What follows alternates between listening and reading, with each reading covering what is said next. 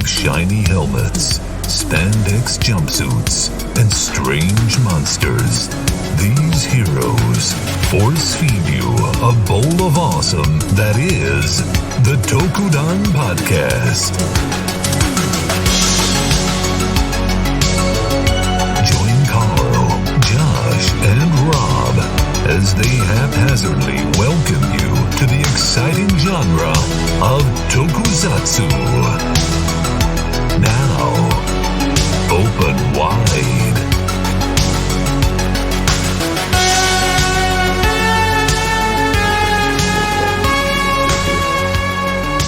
It's Gavan is something, that's for sure. Yeah. So welcome to Tokudon. We'll get started, I guess. Welcome to Tokudon, guys. Welcome to Tokudon. This week we're going to be talking about Space Sheriff Gavan, which is part of the Metal Heroes line, which is used to be one of the, I would say, the big four, but since has died off. Drastically. Unfortunately, which is pretty cool because I love a lot of these suits and things. But yeah, if you're looking at the stream, you might see on here, hello. Hello. Have you haven't played fighters much, have you? No, this is completely off topic because Ken's here, so he's distracting me. That's okay, Ken. What's going on? Update me on fighters. What have I missed? Okay, so well, in general, you missed a lot because it's been like 4 years now. But you don't say. When Cell teleports and you have the dub on, he goes hello. Wait, what? So when Cell does his vanish attack, where you teleport to the other person, and for Cell he just does like a big roundhouse because he's got those big long legs that go to the moon and back. Right. He teleports to the other side, and he's like, hello. In his classic, Cell voice. Okay. So. I can understand how you're that would good. Keep distracting. It's fun. No, it's fine. It's fine. I miss fighting games immensely with every fiber of my being. You have people to join in on. So when you stop being a small little baby child and jump back in. Whatever, man. There's a small pool when I you come can back play with. I will be even more beautiful. Will you, though? You say that, and then... Absolutely not. I'm trash, and that's okay. Not. But I will be a shiny trash. That's right.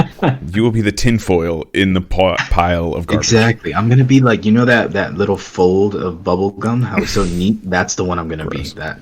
Or like the crumpled up burrito things. You're just covered in sauces and things. Yeah. Ken likes to call. I don't know if you've watched any of our like Guilty Gear plays lately, but I am the 1 HP king. I tend to take a ton of matches with like 1 HP left. So that's horseshit. Yeah, that's Ken loves that, don't you, Ken? That's why you gotta get that chip damage in, bro. Yeah, chip damage. It's negative edge now. That's what it's evolved into for the moment, anyway. We're trying to figure it out. Yeah. So we're trying to find something that works. I'm sorry. I don't think even if I had like months to get my skills back up, Guilty Gear has always been that one game where I was just like, I think I know what I'm doing, but I really don't think I do. That's the magic of Guilty Gear, especially Accent Core plus R, the one we've been playing, the one they just added rollback to. Everyone has 37 different mechanics to them on top of the 15 universal systems. So like every character has something different going on. Half the fun, honestly, we're having with it is just like hitting random and seeing what these characters can do. Because every time we pick a character, we find some new button or some new nonsense that just happens on the screen. Like Ken's been playing Potemkin for, I don't know, better part of a year and a half now. And randomly, Potemkin, the fucking monster, the big monster man who just punches. He's the grappler. He's the go-to. I was just about to say he's not just grab you and smash you. He's something different now. No, he's the big dummy. He's the big dummy of the game. And Ken found this like wall blast because he has a move where he flicks and it can like destroy projectiles and stuff. And all of a sudden, randomly the other night, it was on stream actually. He just finds this one that's like a wall, like a slow moving projectile wall that comes at you. It was terrifying. That's great. Yeah, and Ken's dropped a couple characters because of execution too. Like I think you kind of feel that way about Testament, right, Ken? Like Testament is a super dope character. He's the guy with the scythe, long hair scythe. Okay. Yeah. He uses all the blood nonsense. He's a very execution heavy, like setup kind of character. So yeah, it's part of that too. But we're having fun exploring the game until Strive comes out, which is the new one. When is that coming out? April, I think. Right, Ken? I think it's April. Shit, bro. Yeah, that'll be right April here. 21st, but soon, hopefully next month, they're going to be doing an open beta. So we stream that, do some matches on that guy. Hopefully they fixed a lot of the weirdness with the lobby system. Oh. Yeah, it was Other than strange. that, the game is balanced? No, I mean... Oh. April 12th. 12th, okay, maybe. Yeah, I don't know. It's sometime in April, like towards mid to late April. But no, it was open beta. So with Guilty Gear, I don't think it ever really had a balance problem. Like maybe the older, there's some bullshit with any kind of anime fighter. Right. Ken has a super boner for Jam right now, which is the Kung Fu girl. I don't know if you remember her. I don't. Nope. No. So she's Kung Fu. She's the Chun-Li of Guilty Gear, basically. She's okay. Chinese, wears a Qingbao, and then like just uses phoenixes and dragons and kicks the ever-loving piss out of you. So okay with that. She's cool. She's very rush down. Ken likes his rush downs. But yeah, I didn't get a chance to play it. Ken did. I didn't get one of the open beta codes, or closed beta codes, I should say. That lucky son of a bitch. But what's kind of scaring people right now is they're saying a lot of verbiage. They're using a lot of verbiage that, like when Capcom was describing Street Fighter V before it came out, where they're talking about simplifying for people and making it more accessible to newer audiences, which is scaring people because if anyone remembers the launch of Street Fighter V, it was rough, and not just because of it was half a game when it came out. Which has always been my issue with Capcom. Always. Yes, but that's a whole other conversation. But they've done a lot of things lately that are fixing that. They have basically a whole new team that's running the Capcom division, the fighting game division and stuff. And it's actually the guys who run Monster Hunter, which has always been a little bit better of a release schedule and being open and things. Let's say, are they though? Yeah, they are. No, they are. One of the big things. So if anyone doesn't know, Yoshinori Ono actually left Capcom, who was the dude running the fighting game division for the better part of almost a decade and a half, probably longer. He's the one responsible for making Street Fighter 4 what it was and bringing back fighting games. Like he's credited with resurrecting fighting games essentially in 2009 when Street Fighter 4 dropped. Yeah. Okay. So he left Capcom because there's all kinds of things that probably went into it, but the story seems to be there was internal testing for Street Fighter 6. It didn't go over so hot. He was demoted, and he just left because of that, essentially, because he was helming Street Fighter 6. They apparently wanted to implement some kind of team mechanic, almost like Rival Schools, where it was like 2 or 3 team-based, but it just didn't receive well with internal testing and developers and things like that. So they kind of dropped that. Why wouldn't that be? Wow. Okay. I don't know. I just don't know. There's no really details or like footage of it or anything like that, so it's hard to say. I mean, you as a fan, wouldn't that be something you would like? Yes, but I think it's because also I would say at this point I'm more of a Marvel hyper fighting game kind of fan than I am like straight Street Fighter. I see. At least at this point, so I'm all for like faster team-based games at the moment. Yeah. But I mean, I'm just a huge Capcom fan in general. Like I love their characters and their universe and everything. And also for you, I don't know if you saw, but Akira is one of the characters in Season 5, which is why Season 5 is even a thing. Akira from Rival Schools is a thing, and Daigo has a full model in the game. Now we're talking. Okay, so, see, Daigo... it would make sense if Akira's in it. Daigo should be involved. Yes, the running theory is that they're going to have like team-up attacks like in Rival Schools. That's going to be her playstyle. So that would be amazing. That'd be cool. I mean, unless he has the same brick shithouse one that he had in Rival Schools. It's the exact same costume. That's fucking dope. Yeah. I'll try and find the model real quick, actually. But yeah, so everyone's theory is, Season 5 is only a thing because Street Fighter 6 was received so poorly. So they're getting another year out of it so they can develop Street Fighter 6. And this was part of the leak that happened at Capcom, which is... that's a whole monster, because they were. Oh wait, no, I heard about that. Yeah, I heard like a lot of their schedule was leaked, and it's like a real shitty schedule, if I Yeah. understand. So it's no, not necessarily that. So it was Capcom was a victim of ransomware essentially. So someone hacked their info, held it for ransom, and said, "Hey, if you don't pay us, we're going to release this info." So, and a lot of that was like employee information and things like that. Okay. So that's not cool. But they did Well. release, and because of that, they released some of the information and things of like games they had planned. So this is Akira's preview art that they showed off for Street Fighter V, classic Akira. She's got her usual, her biker gimmick thing going on. I'm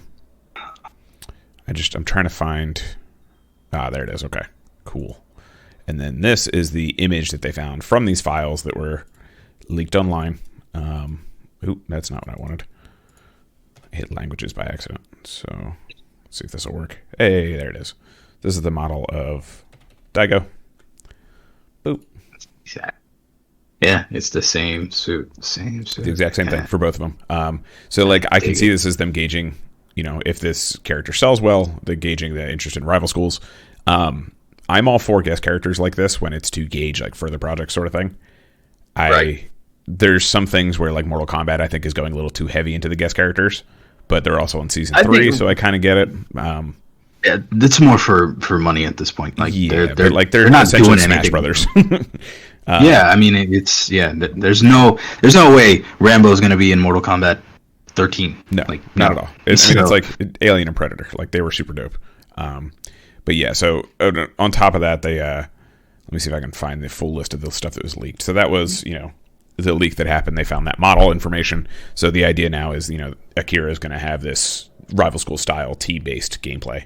I would like to see that, and I would like to see that actual mechanic become a thing. Like it's just, I mean, I know you need traditional Street Fighter, but damn it, man! Yeah, come on. I mean, like I said, I'm definitely more into the Marvel stuff now. Yeah. So this is the list that was leaked. Resident Evil Outrage. I think that might be 8 in Japan. I'm not sure. Outrage. Resident Evil Outrage. Dragon's Dogma Okay. 2. Street Fighter 6. Rockman Match. So it's some kind of Mega Man game. I don't know if it's a versus game or what. Resident Evil 4 remake. Monster Hunter 6, which will be the world sequel most likely. Biohazard Apocalypse.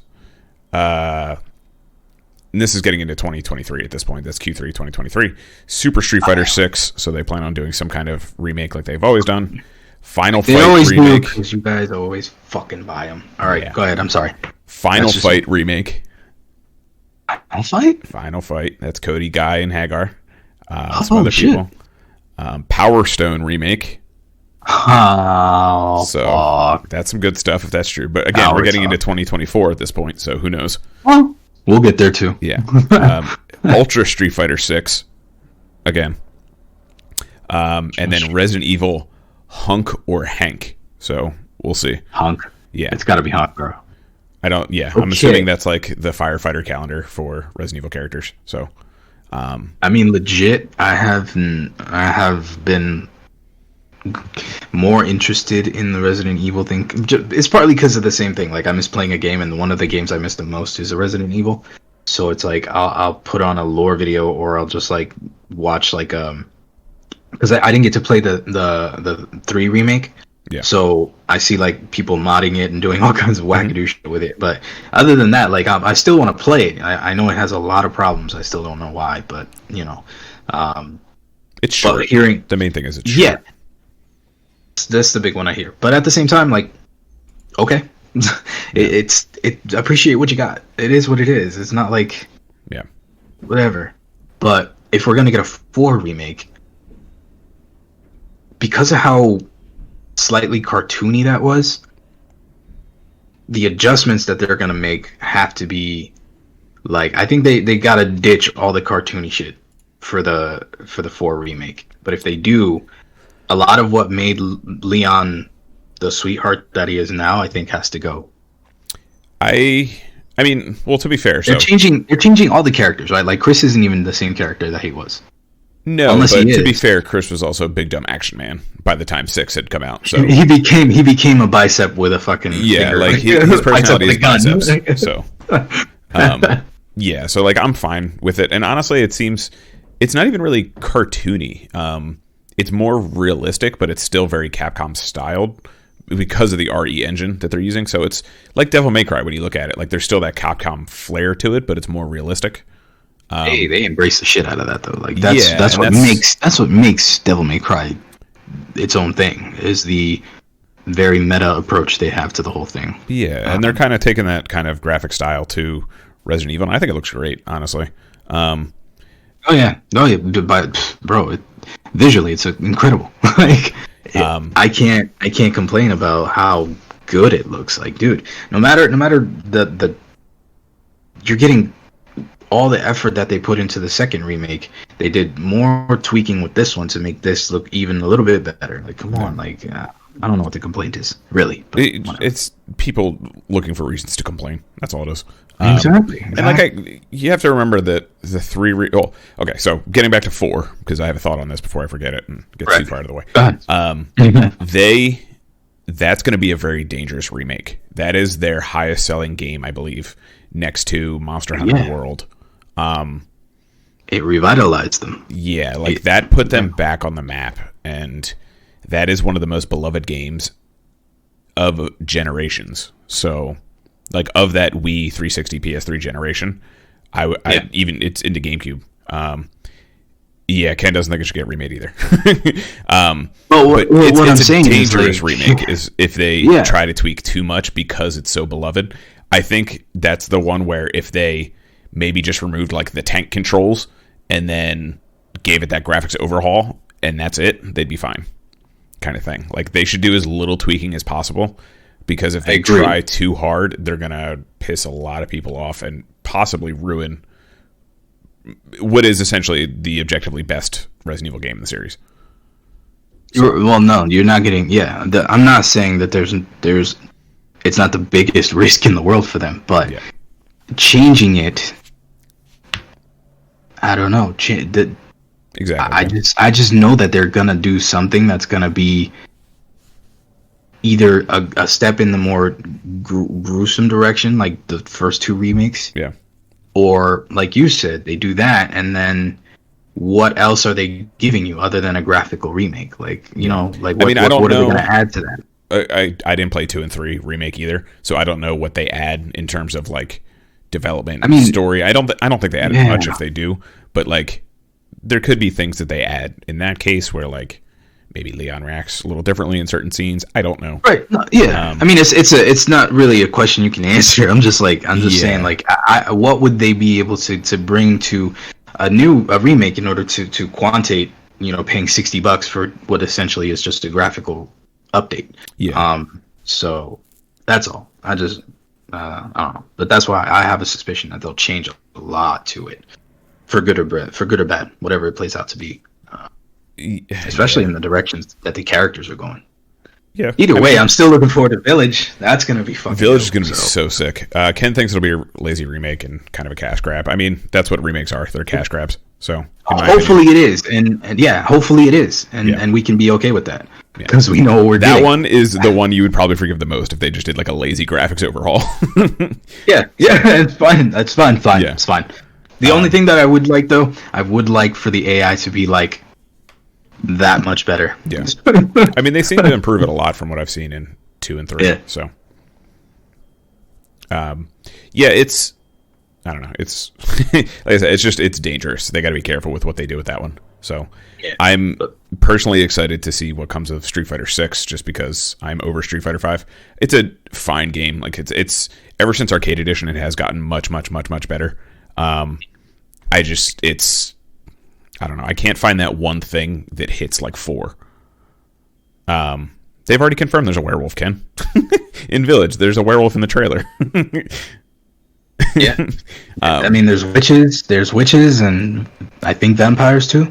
Yeah. There's all kinds of creepy, monstery Black Forest type things.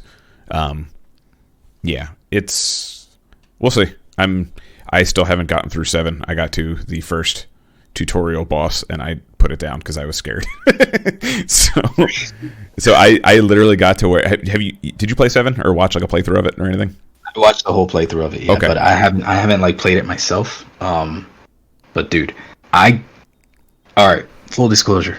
I know when I'm picking up a game again, it's gonna be rough because I tried to play. I still have the 360 that barely works. Yeah. But anyway, I tried to play RE4 and 5 like 2-3 months ago. Yeah, trash. I'm trash. My reaction is like, well, garbage. You didn't have me knifing birds for 5, so yeah. Garbage, bro. Like, I'm getting hit before I'm turning. Like, what? Yeah. Oh. It's 5 is a terrible game, but it will always hold a special place in my heart for that footage that we lost because that was a really fun playthrough. That was one of the most fun times. Man. Yeah. That was such gold, and then we lost all of that footage. It was so defeating, and that's why the channel probably ended because that was like the start of the snowball. it took the legs right from under us. We were like, God damn it! But that we played again. It's a garbage game, bro. But yeah, it was fun. Got to play it one more time. It's on like PS4 and all that stuff now. They just put it on there digitally. Yeah. So it's on that. But yeah, in 7, I got to in the beginning when you first pick up the gun and you're fighting your wife or whatever after she cuts off your hand. Okay, yeah. I got to literally that. She killed me once and like shoved a chainsaw through my chest, and I was like, nope, I'm good. I'm tapping out. So it is a different caliber of scary. I do know that it's like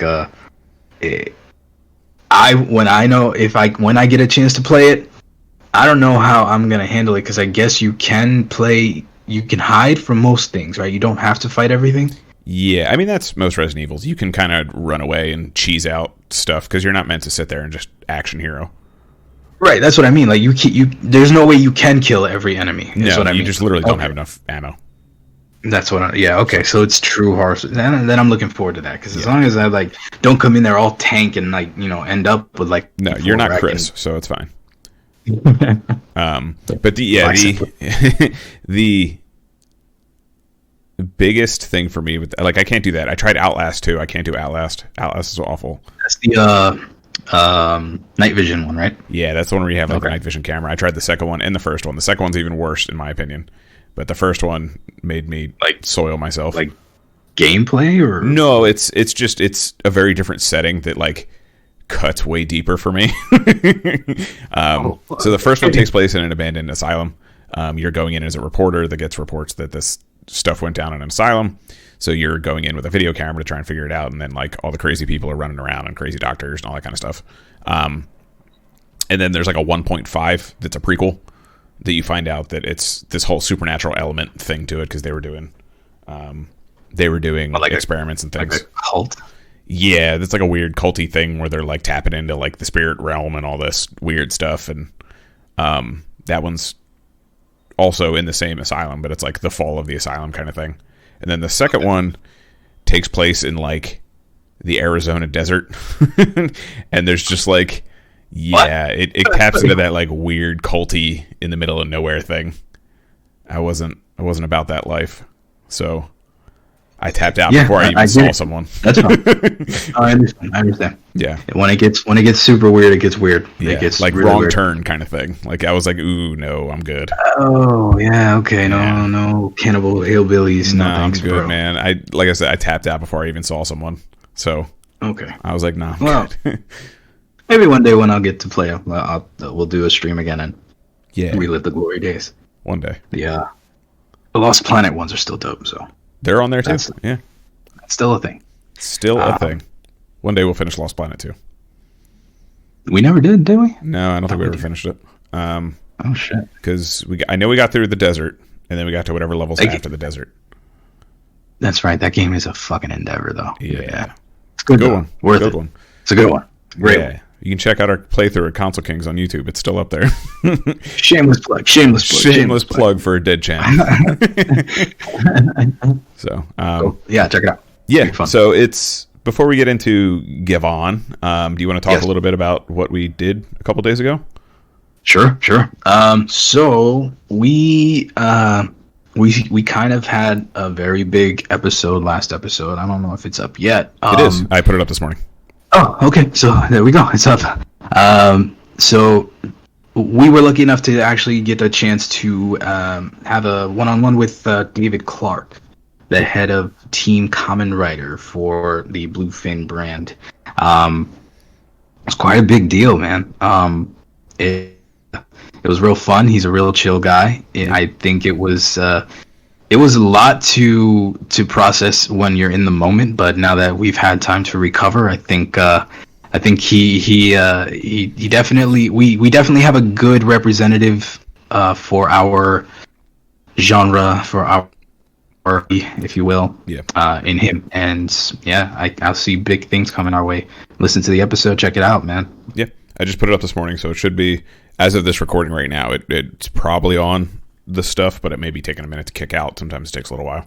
But yeah, if you guys, when it's up, I mean, you can check it out on the Podbean. That's usually where they get hosted. The stream is probably archived on this too. If you're watching on Twitch, the stream should be archived on there as well. You can watch it there. But yeah, it's the main thing. I think the main takeaway is whenever you talk about Kamen Rider, use hashtag Kamen Rider, because that's what he delivers to Bandai and Toei to show that there is interest in the West. And that's why you'll see all of our stuff from now on. We'll have hashtag Kamen Rider attached to it, things like that. And yeah, that's really how he's trying to make it so, you know, there's not 37 hoops you have to jump through to get Kamen Rider stuff here in the West. So that is a mission I am 100% about, because I'm tired of paying crazy shipping and middleman fees. 1,000%. All I'm saying, if I could go to work and grab Memory of Heroes, my day would be made. That's all I'm saying. Oh man, I would like to play that. I would too. But I gotta jump through hoops and a half right now to get it. So yeah, we'll see. But yeah, so that's really the main takeaway. Check it out. Check out the episode. David's a super cool dude. You'll like him. To talk to. You will appreciate him. Check out Team Kamen Rider on Facebook and all that kind of stuff. Their Twitter is at US Rider, I believe. Team US Rider. Or Team Rider US. There it is. I'm sorry. Team Rider US. Team Rider US. You can find them on Twitter and all the social medias and stuff. They're, you know, on the forefront, and hopefully we'll get to work with them some more. So, yeah. Yeah. But let's get into why we're here, because we're Tokudon. Oh, yeah. Not Team Kamen Rider yet. Let's talk Tokudon. We are not Team Kamen Rider, but we're for cool. Team Kamen Rider. So, yeah, 100%. Hey, guys. What's up, dude? So, today we're going to be talking about Space Sheriff Gavan. So, when you think a lot of the retro style Toku, this is one of the first ones that come to your mind. Like Carl said earlier, it's one of the former big ones. So, oh boy, I love it. I love that it's so retro, but this show is hard to follow. So we managed to watch the first 2 episodes successfully. This one though was not because we didn't like it. So no. Part of it is poor planning, because we're great at that. The other part is subs on the official Toei YouTube channel that has the episodes just stop after episode 2. You get about 2 minutes into episode 3, and the English just goes away. So yeah. Until we can support the official release, we have the first 2 episodes for you guys. Space Sheriff Gavan is a dude who is super sick. I always loved the Metal Hero designs. He is the first Metal Hero, I believe. Yes. Is he? Yeah. Okay. Gavan. Oh man, where do we start? Let's talk about the show itself and Gavan in general before we dive into the actual episodes. There's so much to explain, because they don't explain much. There's so much and so little to explain at the same time. Yeah. It's a weird contradiction to itself. So this came out kind of same era, I think 70s. Just finding a picture of Gavan. I'll find the date in a minute. So there's Gavan. So Gavan is one of the Metal Heroes. 1982. 82, thank you. Very retro design. Very, but very good. I don't hate anything about Metal Heroes in terms of the way they look. I like the simplicity of it, because it is one piece, I think, but it's still like, I don't know. I think it's just, I like it because I don't know, it's this has always been, the Metal Heroes in general have always been a costume design that's spoken to me, but I think it's also because I love like 80s sci-fi in general. Right. Like that's what I mean. and It's a very retro suit looking thing. Yeah, it doesn't look like armor. It works. Like when they redid, so there's a Gavan New Generation that's a series of movies and OVAs kind of thing. They pretty much kept the style intact, and it still looks amazing. Like the suit it's weird retro, but timeless kind of retro. Like it never gets like dated retro kind of thing. Yeah. I guess that's it's not. It's not. It doesn't look as jarring as like Ichigo. You know what I mean? Like traditional it's Ichigo. not as big and awkward, and I think it's because by this time they had 9-10 years to try and hammer out suits a little better. Because Sentai and Kamen Rider, 1973 is when that stuff premiered, so they had a few years to work on it and kind of refine it a little bit. And under the visor, they do have the eyes that glow every now and then. So it's like there's another set of eyes underneath that black visor thing. Yeah, it's pretty cool. He little orange eyes and stuff, and he's got some cool abilities that he uses with him. I forget what the scanner is called, like space scanner or something like that. Oh man, there's so many weird names for things here. Yeah, they just picked, like, they played Scrabble and just went with it, bro. It's great, and you roll through all of them in the first episode. It was so confusing. I'm bringing up the stuff here. So the first episode, where you don't get a whole lot of character development for the main guy. No. He just kind of appears. So basically, the only thing we established versus that, I think there's multiple dimensions. Yes. And one of them, these space kaiju pirates come from. The Maku. Thank you. The Maku. They're space pirates, essentially. They're the evil guys. And they're evil because reasons. They don't have a point, at least not in the first 2 episodes. Yeah. So we're just gonna go with they're evil for evil. I mean, their leader is, I refer to it as Talpa in my notes because he struck me as like Talpa. He's just like this wall entity, right? Yeah. He's a weird, like, he almost looks like what's his name in Space? Scorpio. Scorpio. I don't remember his name in Space, but he's this weird like wall monster man leader thing. That has a very. What was the other show we watched? We watched it. Oh, it's VR Troopers. Duh, because they adapted this into VR Troopers. But remember, there was like he had the court, in front of him with all these like lieutenants and stuff, and it was very confusing when we were watching VR Troopers. But now I completely forgot, so that makes sense. Yeah, he's a wall. It's a wall. It's a wall with a face. 2 faces. It's a wall with 2 faces, because the first face you think it's his face, but it's not. It's another face that's actually talking. Yeah. It's weird. But anyway, his name is Don Horror. Don Horror, yeah, he's Don Horror. He's something, that's for sure. So they start attacking some kind of space colony, whatever. They destroy it, and their forces crash into different sections of Japan, right? Something like that. Yeah, I honestly got a little confused. Yeah, they go all over the place. Anyway, the Maku suddenly have an underground base within like moments of crashing. I'm gonna go with. They have a lot of this is very breakneck speed to where it was like they definitely had a bullet point for the script or where the story wanted to go, but someone said like, no, put that in the first episode. That was the script, and then a bunch of PAs just went and put markers down. So they just said 1, 2, 3, hit these points and say whatever the first sentence that comes to your mind is when you hit that mark. Say that sentence. We're recording it. Let's go. And that's how they filmed their show. Nothing makes sense. Yeah, it's every take is just like they had an idea. Mm-hmm. That was it. It's literally every cut seemed to be like a new line for whatever was going on. It was very strange and very. Yeah. It made it hard to follow unless you were actually like. I mean, even if you were paying attention, I know you can't follow it, but like I looked away once or twice, like do something else on the computer, and like I immediately was lost 2 seconds later. I was like, oh, okay, we're here now. All right. Yeah, but you have to think this was kids. This was for kids too. Yeah. So I know that a lot of the shows we watched when we were younger were nonsense. I mean, Animaniacs alone lets me know how much ADD I got going on up here. But all I mean is, even for this, for it being live action, and yet the pace, kids can't follow this. Kids are just watching the prettiness. Yeah. And by the way, it's pretty. It's not. It doesn't look bad. It doesn't look bad at all. I was watching. I was like, wow, this is actually really cool. Yeah, it's actually really no idea good. What's happening, but it's really cool. Nothing. Not even going to complain about the film. Nothing about it was bad in terms of the quality. The kaiju are really dope. I like the little guys. Are they just the Maku? Is that what they are? I think they're the Maku troopers. They're like the putty kind of things. That Yeah, the putties. Yeah, the putties with the black faces. They look like they look like lantern bugs.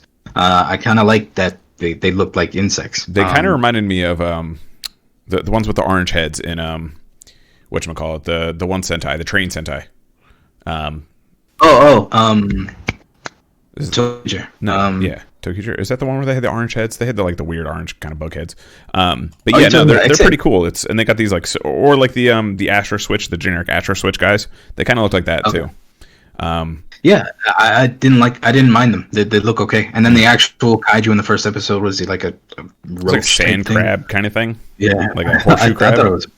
Yeah, whatever. Not bad. It's not bad. No. It's charming. A lot of it is just charming. Like if you go into it expecting I don't know, new grade stuff, which you shouldn't because it's from 1982. But watching it out, I was like, ooh, this is where a lot of these tropes come from for And you can, and you see it. Yeah. But you see that it's very abrupt, it's very fast paced, but it's a lot of shouting, pretty to look at, names, and then flashy lights and crayon special effects. So much. The laser scope is the eyes that he uses. It's called the laser scope. Yeah. So his eyes light up, and particularly in the first episode, he gets a crosshair that shows, because this crab's burrowing underground. He gets a crosshair that shows him where it is, and then he doesn't really do anything. It just kind of blows him up. Yeah. There's a character, Mimi, the bird. Yes. Alien. Is she a robot, or is she just from Planet Bird? I think she's the Transformer. Okay. So yeah, we're introduced to Gavan right out the gate, and he's on his ship, whose name escapes me at the moment. But the ship's name is, hold on, I wrote it down somewhere. Dahlgren. Yeah, Dahlgren. That's his ship. It's this really cool looking, kind of almost Enterprise looking thing. And he has a stowaway. And it's this lady named Mimi, who he seems to know because he's leaving Planet Bird. It's some random Transformer lady thingy that's just there. She's just there. And I was confused right away of is he human? Is he not? And then 2 seconds later, he drops a line where he's like, my mother was from planet Earth. Yeah. Yeah. So he's like Star-Lord. Basically is what it seems to me. I don't know what his dad is from, but he took his mom's maiden name or something when he lands on Earth. Yeah. So it's Voicer is his father's name. Voicer. Space Sheriff Voicer. Voicer. I don't know. All right. So in the middle of the episode, some group of kids randomly discover the underground base that was so literally randomly. they're playing. Yeah, they're hunting UFOs. They're hunting UFOs, and then these kids happen across this super base that this enemy has built in this short amount of time.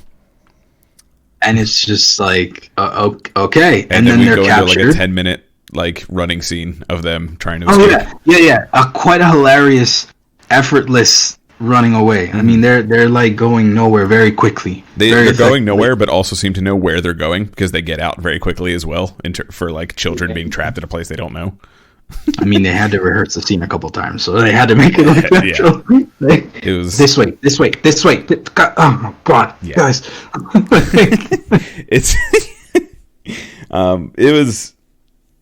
It was weird. I'm not gonna lie, it was weird. So they're running around with all these putty dudes walking through the base, and then they knock over a fire hydrant, and that's what gets them caught. And Gavan just happens to know where they were. Gavan just shows up. He just shows up in a red Jeep. So And he pulls Mimi out of his pocket. I don't know why the bird was in the pocket when she was in the seat next to him 2 minutes later or earlier. But I don't know how he managed to hit every single one of them with his car. But he did. He does. It's true. With a Suzuki, whatever it is, he strategically hits a group of people with the same car. It almost reminded me of when Kuga is chasing that one dude down on his bike in like the second episode, like tediously, where it's like if you just got off the bike it'd be a little faster. He's like driving in circles trying to hit everyone with this Jeep, and it's like if you just got out and punched him, I feel like this would go a lot quicker. Yes. Yeah. So and yes, you're right. He does keep the parakeet in his pocket the entire time. He literally he reaches into his shirt, and I expected him to pull out like, I don't know, his space sheriff communicator or something. No, he pulls out a parakeet, like a live parakeet. He pulls out. Yeah. They literally put a parakeet in his shirt for the shot, and he pulls it out and flies away, and then she turns into Mimi again. And I was just very confused on what was going on. But then he does the best part of the show, which is his transformation. The best part of what I'm going to take as every episode, because this sequence is so nice. Yes. Like they in the Toei or subs, they call it the metamorphosis, but it's electroplate is usually what he screams when he transforms. Yeah. And he does his dance, which I think is one of the coolest dances ever, and always reminded me of PyCon, where I think it's where they got the idea from, when PyCon does his his firestorm wave or whatever it was called. Are you serious? Yeah, PyCon from Dragon Ball Z. I never made that connection. Yeah. Are you serious? So all right, now I gotta watch it. Yep, now we gotta find it. Fire flash attack or something like that, but it looked very similar. Flash, some shit. Like he goes like this, right? Like he does like this dance where he goes side to side, and then he like puts them together. But he does a very similar like Gavan style dance. I gotta see this. Holy crap! That's gonna blow my mind. Where is it? The fire technique. I have it here.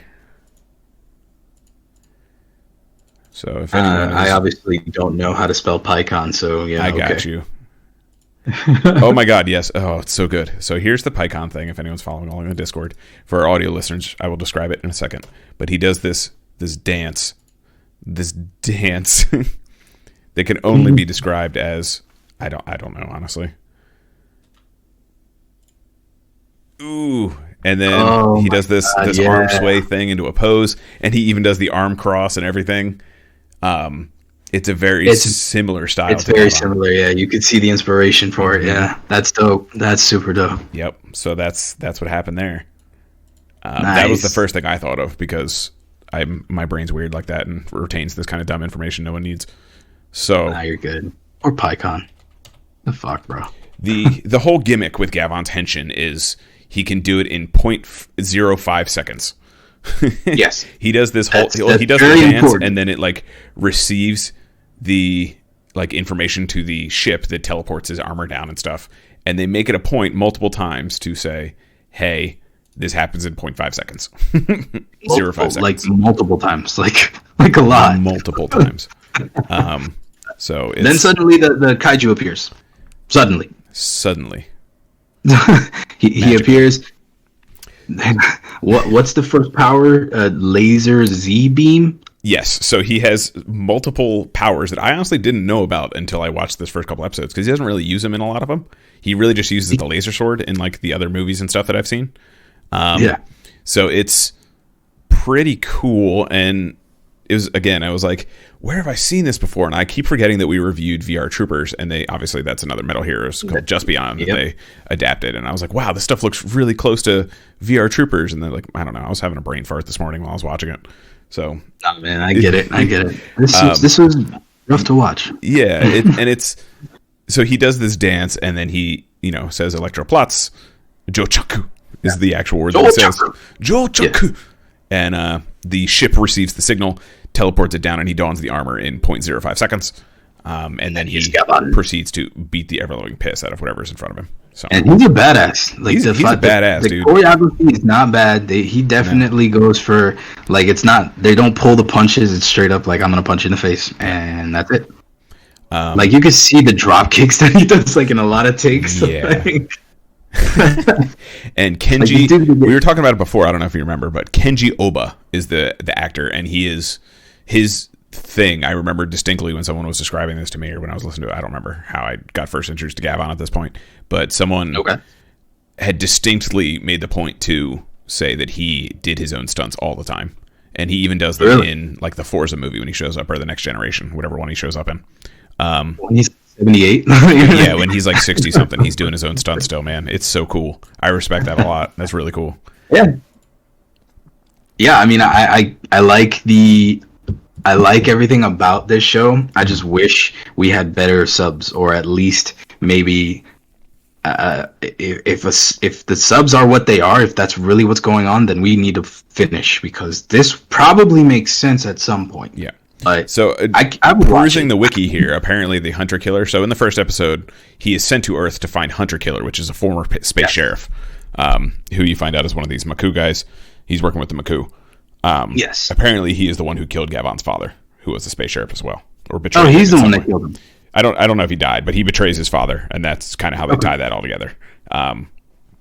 So stuff does happen eventually, but I'm sure it's very old Toku, where it's, this will be a two episode thing or one episode thing down the line here. Other than that, it's very monster of the week. Yeah.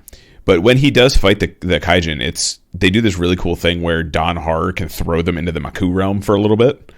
And the Shadow Realm? The Shadow Realm. He literally sends them to the Shadow Realm with like they go to the Shadow Realm and everything. And it's exactly what it sounds like. It's just like this swirly, vortexy, very matte. It's like a matte painting background that they have. They film it in the same quarry that they filmed every Toku in since the dawn of man. And they painted out the sky for this crazy, like trippy tie-dye, moons in the background kind of thing. It's in this dimension, the Kaijin are 3 times stronger, which is another point they like to make every time they get sent there. This is why he has to fight them there, because obviously if they fought him on his terms, it'd be whatever. If they fought him on Earth, he would just one-shot all of them. Which he does if they went to the Shadow Realm, I would just be like, okay, I'll just be here. Yeah. Okay. Yeah. No. Go ahead. That's fine. I'll see you in a few minutes. It's cool. What are you going to do there? That's what I thought.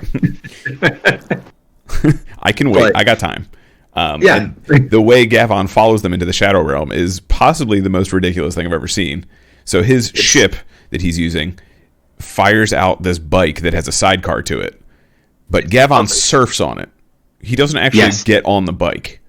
No, he surfs on the sidecar. Yes. Yeah. I saw that and I was like, "This is." It's called Siberian, the flying motorcycle bike machine, and whatever he wants it to be. Honestly, I guess it does fucking anything. It does anything. So, he's literally in this picture. He's just standing on it. It's literally a bike that he's just standing on. Oh boy, yeah, it's this red motorcycle that I'm sure they, like anything, they probably deal with. Pyro was so much more dangerous back then. They didn't give a fuck. Yeah, he's literally standing on this motorcycle that clearly has a seat next to it. That's how he rides it. Yeah, he just flies into the Shadow Realm with it. I'm not mad at it. I like it. It's cool. It's just, there's a lot of things in this show that are like, this is really dumb, but I love it. Yeah, like, why is this happening? Why do I love it so much? It's pretty much the theme of the show. So, super dimensional. Let me show you a picture of the ship as well, because I finally have a decent one here. Okay. The Dolgan? Yeah, so the Dolgan. So there's 2 formations of this thing. There's the standard ship, and then to add to the nonsense that is this show. So this is the ship. It's this very Enterprise looking thing. Like, it has the disc on top, and then underneath there's another like vessel. Where the other thing comes out of. The other thing. So the other gimmick that he has is this other bottom piece beneath it is a dragon. It's just a dragon. No, not just a dragon. It is a very Power Rangers dragon. It is like the Red Ranger dragon from the Thunderzords kind of thing. Like, it is a very dragon. Yes. And it kind of its name is Star Beast. Electronic Star Beast Dole is its official name. Which is a badass name. That is a super cool name. Which is what I'm talking about, that they went with the first thing that came to the actor's mind. That's an electronic dragon beast doll. Yeah. It's such a cool name. That's so metal. I love it.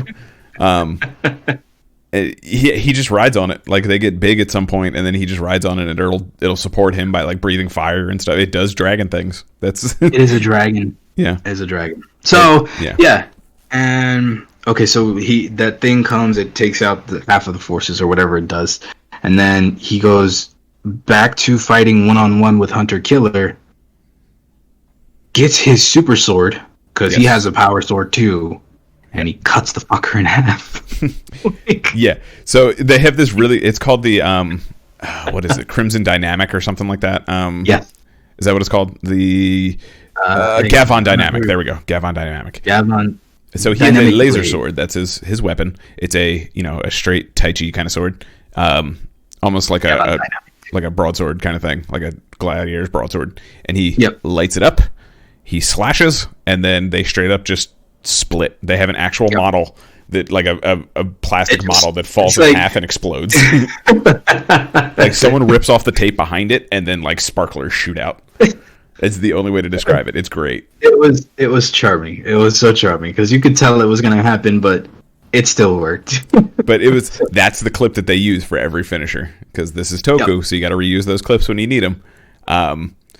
That's the film, guys. And they came up with some like nonsense reason why it's the same model every time.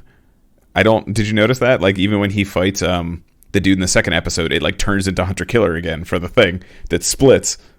It's not a different, like, it's literally the same footage. Okay, I didn't notice that. Yeah. Okay, we're gonna. It's literally so basically, episode 1 ends with him taking on the identity of this stable boy. I forget his name. Retsu Ichijoji. So that's his human name that he's gonna go by. Mm-hmm. But now we have to hurry up and get to the end of episode 2 because what the fuck, really? Yeah. So how did I miss that? It's. All right. Okay. I don't even remember the thing that they fight. I just remember distinctly that, and then yeah. All right. Episode 2 starts. They are the Maku are going after this tanker. This was it an oil tanker or some kind of ship? Tanker? An oil tanker. Okay. They pose as this. So there's a lot of like exposition dump in this episode, like right in the beginning. Because I guess they had so much B footage from like this other film that they were shooting that they just in here. Like, if that B footage is actually for this show, I'm gonna be surprised at that. Because yeah, I feel like like at this time they were doing a lot of like, we'll just shoot generic B footage and use it for all the shows we can kind of thing. Because there was no way that B footage relayed all of that exposition dump at all. Like I didn't see any of that. I'm like, okay, right. Alpha. Okay, some mysterious company named Alpha is blackmailing the government to pay them in diamonds, or they'll launch a missile. I don't even know, man. I don't even know. Something about diamonds and a missile, and give me the money, or they something just bad like happens. Discover a pile of diamonds or something. I don't honestly remember. Yeah. And then Mimi was like, "Oh, that's a lot of diamonds. That's cool." And then there's a weird bird monster, which is the thing he fights. I'm pretty sure. Yes, it's like a bird monster. Gavan does a lot of parkour in this one, like a lot of like it's a very Mission Impossible episode for him. He's just like ducking and jumping over shit. It's like Ethan Hunt. He becomes Ethan Hunt for this whole episode. It's like it's not even like it's like, for example, he jumps over a rock that he could easily just like walked over. You know what I mean? Yeah, like it's a very short rock, but he like half flips over it, kind of thing. And it's like, why are you putting all this extra effort into it? Why are you like this? It's so awesomely extra, so damn extra. So anyway, I wrote a note. They're demanding Mount Fuji. So he does all this sneaking into this base, this government building, just to find out one thing, and then he leaves like almost immediately after that. He casually walks out too. That's it. He just does this supreme Mission Impossible thing just to find out like one question, and then he's gone. Yep. So yeah. This is this is literally how most of the plots of every episode we've seen go. So at some point they fight in space. He uses the dragon to fight them. Apparently the dragon's able to use a fire technique in space. So it's magic fire. Just go with it, okay. The magic fire burns in space, and then the ships explode in space. Mm-hmm. So go with it, okay? We're going with like Star Wars rules. It's fine. Right. So I guess after they kick their, I'm already like almost halfway through the episode. I'm rushing through this. I'm sorry. It's fine. We got to get to where he fights the bird and it turns into hunter killer again. But we skipped the one booby trap where the boulder. So there's so many. So all right. After the dragon thingy, they decide that they're just gonna drop a tanker right on top of Tokyo. So that's their solution. They're just like, all right, fuck it. They're just gonna drop this bitch right here. Yep, makes sense. I mean, that's the next logical step, honestly. Because I was okay with that. I was like, oh, okay, cool. And then Gavan just fucking kicks their asses. You know what I mean? And then, so after he kicks their asses, he gets to their base, and he does a little more Ethan Hunt parkour shit, and then they channel Indiana Jones so freaking hard. Like, there's a boulder that starts chasing him through these tunnels, and it's legit. It's so like bad, almost shot for shot Indiana Jones, but like it is a terrible shot, college movie kind of thing, like what we saw in college. Like even worse than what we saw in college. Yeah. Like the dorm porns that we saw in college are better than what this was. Yeah, it was interesting. Anyway, so he survives the Indiana Jones boulder chase. Then I guess everything and the kaiju start like shooting at him. Henshins. The kaiju is like this beaver frog thingy. Yeah. Did you look at it? No, I honestly, like, at this point, I watched it. I don't remember any of this, even though it was like 2 hours ago. That's okay. So it's like a beaver frog thingy. Like, it doesn't make any sense. But when you said it becomes... Here, I'm going to try to grab a snippet of it. Freaking YouTube and their ads. I love you guys. All right. So anyway, so that's the thingy. I can't get a good screen of it. I got it. So they dropped the tanker. Here we go. I found it. Hold on. Then it goes full big kaiju. Yeah. For some reason. Full huge kaiju. There it is. And I think it's the bird that turns into this thing, right? No, I mean, I was trying to remember what you were talking about. So let me see. Because then he does the thing. I'm just trying to see the clip real quick. Yep. He goes big.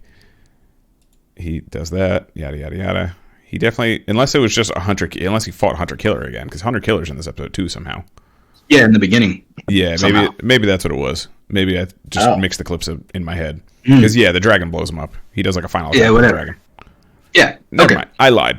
Okay. I'm Good a big liar. You are a silly, silly girl. Yeah. All right. So, Shadow Realm thingy, they fight him, stronger, whatever. They use the dragon to beat him. End of the episode, pretty much. The only thing is... No, you're right. At the end of the episode, he does fight Hunter Killer again. Yeah. So he's just alive somehow. And then he kills him the exact same way again. The exact same way with the exact same sword technique. Yep.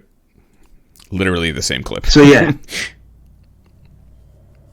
So, again, we weren't able to watch all 10 like we should, but for what we checked out, I think with enough patience, it could be good. It could be something we could finish. To me, this is like a small burn kind of show. Like, I can't watch a lot of this together, but if I watch like 3 or 4 episodes at a time kind of thing, I think I could do it. Yeah.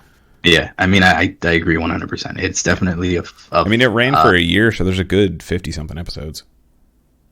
Really? Oh, shit. Yeah, let me see. See if I can find how many episodes there are. 44, I think. 44, That's what I see. That sounds about right. So, yeah. That's the thing. It is on YouTube as well. Like we said, it's just the subs do not work. If you guys want to check it out, you can just search Gavan Henshin. It's Toei's official channel too, so it is a legitimate way to watch it. Yes, it's just the subs that stop after episode 2. Good luck. Yeah, good luck. I hope you. Yeah, I mean, you probably figured out context clues. It's not the most deep thing in the world, but yeah, I mean, you're just gonna be hard when you see whatever new weapon he's using and you can't tell the name of it because you could just come up with whatever. That's what it is. Watch it. Anytime he uses an attack, just slam your keyboard and that'll be the name of the fucking attack. Laser Zeto Beam, that kind of thing. Mm-hmm. So pre-type in later. So that's Gavan. Everyone go watch it because it's part of Toku history. It's pretty sick. Yes, pretty as a classic. Sick. And then, do you have any closing thoughts on Gavan? Yes. So again, given that they have newer releases, that is something that I think we will check out with more seriousness, with more gusto, I should say instead, because from what we've seen, the fighting sequences in the Metal Hero series are a whole different level from what you're used to in like a Kamen Rider or Super Sentai. So I'm looking forward to doing that at least. Yeah. So thanking this originator to getting us something that I'm looking forward to doing, like those fighting sequences. Yeah. Hell yeah.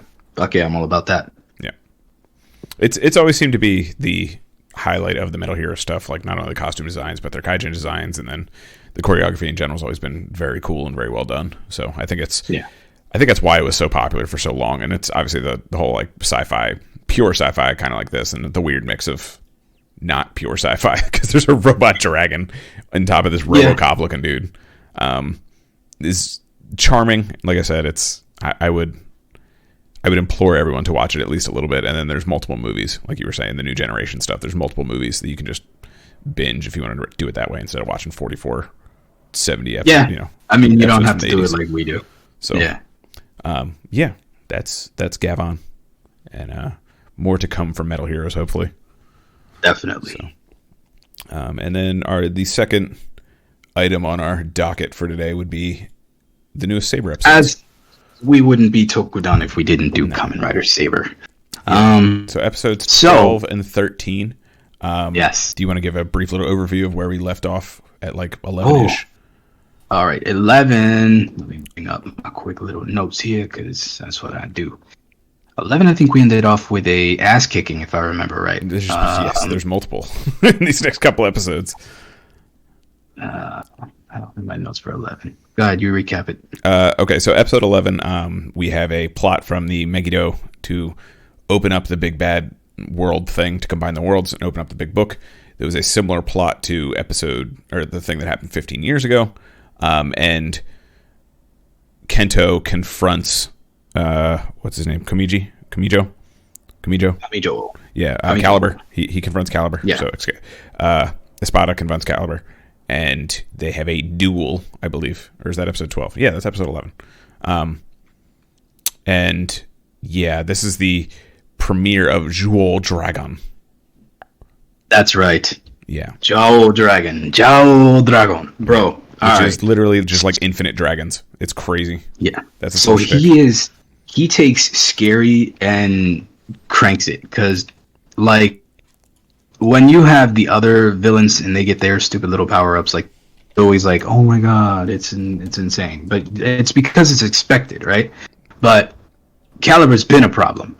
So it's not like he was easily handled before.